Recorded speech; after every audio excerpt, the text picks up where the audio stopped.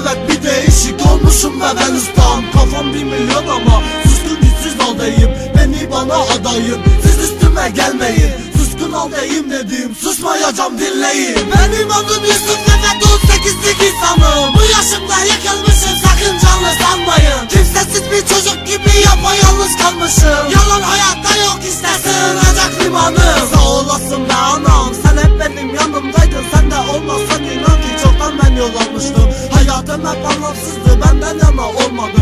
Ufak bir tebessüm ise hiç yüzüme bakmadı.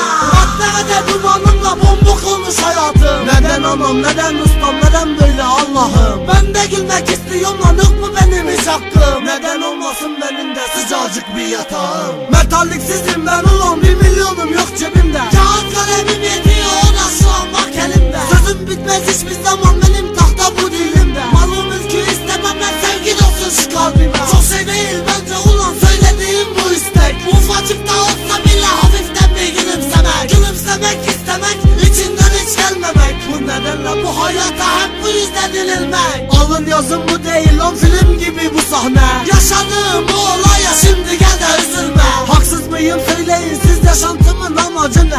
18 yıl yaşadım ben, aklım almadı işte.